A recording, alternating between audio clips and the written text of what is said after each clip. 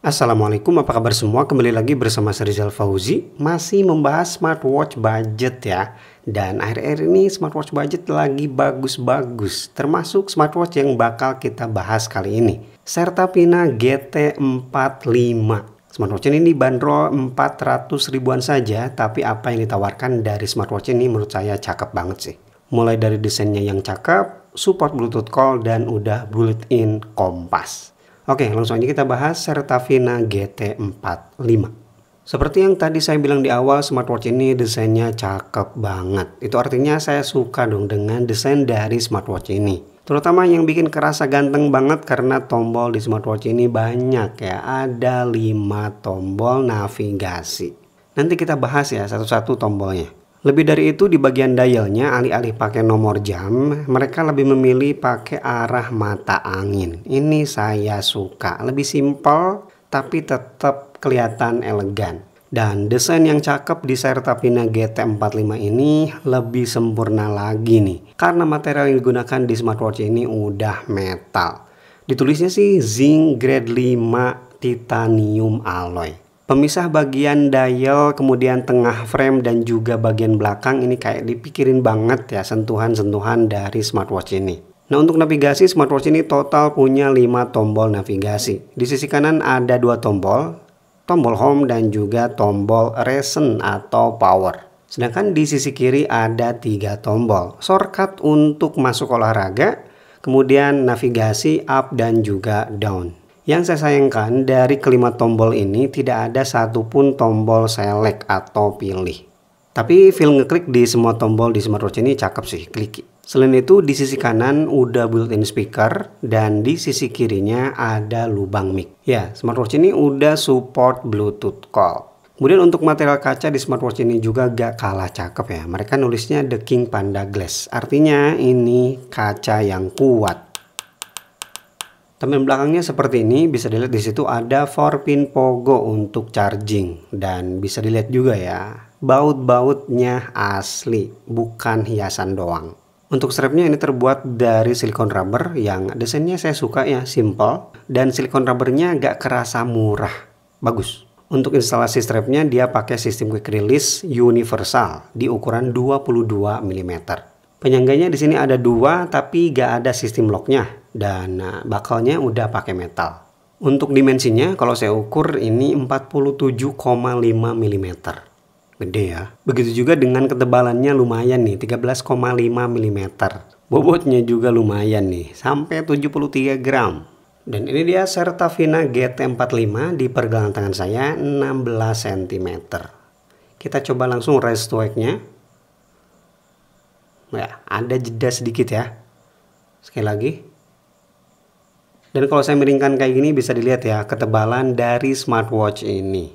Dan untuk aplikasi penyandingan, smartwatch ini pakai Fandu Health. Nah, ini dia tampilan aplikasi Fandu Health-nya. Simple dan pengaturannya juga lumayan lengkap di sini. Tapi bagi kamu yang suka share data ke Strava, ini belum support ya. Untuk watch face yang mereka sediakan di aplikasi udah lumayan banyak dan langsung dikategorikan seperti ini. Bagi kamu yang pengen custom pakai foto sendiri juga udah bisa ya. Dan untuk watch face default di smartwatchnya ini ada banyak banget. Jadi gak bakal gampang bikin bosen sih. Dan saya suka sih dengan watch face defaultnya. Ini bisa lihat jarumnya lancar jaya nyapu. Kita bisa langsung gonta-ganti watch face-nya pakai tombol up down di bagian samping kiri ini. Ada beberapa watch face yang aktif ya seperti ini. Dia langsung jadi kompas dan udah saya coba kompasnya berjalan dengan baik. Overall saya suka sih dengan watch face di smartwatch ini.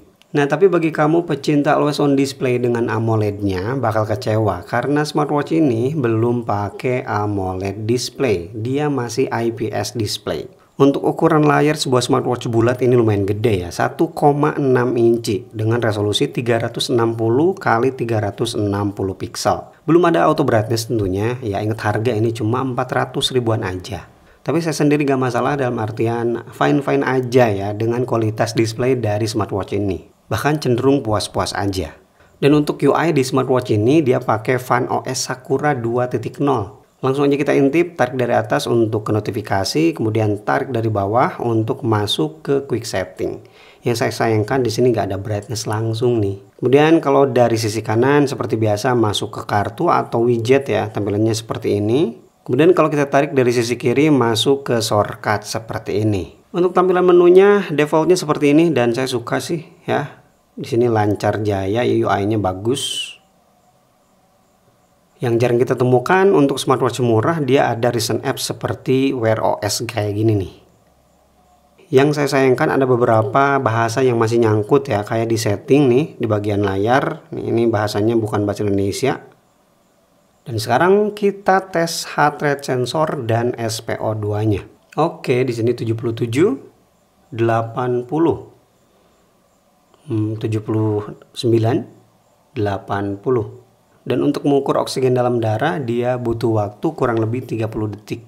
Oke, 97%, di sini 98%. Untuk fitur lainnya di sini ada pelacak tidur, tapi banyak juga fitur gimmicknya seperti elektrokardiogram, suhu, tekanan darah, gula darah. Ini jangan dijadikan acuan ya. Dan untuk fitur yang perlu saya mention di sini ada asisten suara yang nyambung langsung ke Google Assistant ya di Android. Kemudian ada mini game 2048 dan ada kalkulator. Nah, untuk fitur kompasnya seperti ini ya. Dari awal gak pernah saya kalibrasi, meskipun gak dikalibrasi dulu, tapi untuk akurasinya bagus. Kalau kita swipe di sini bakal berubah tampilannya seperti ini. Sayangnya belum ada altimeter barometer ya. Dan untuk kebutuhan olahraga, smartwatch ini dibekali menu olahraga yang sangat banyak. Total ada 100 lebih jenis olahraga.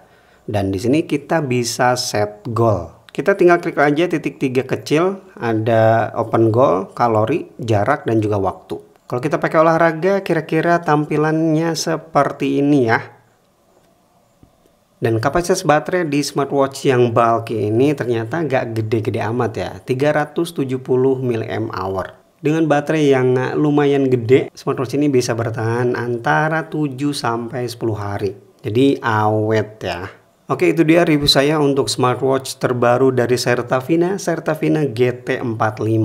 Untuk kelas harga 400 ribuan, smartwatch ini cakep banget, terutama untuk desain dan juga material bodinya. Sedangkan untuk fitur unggulan yang paling saya jagokan di smartwatch ini ya, dia udah support Bluetooth call dan ada kompasnya. Itu termasuk jarang sih untuk kelas harga smartwatch 400 ribuan.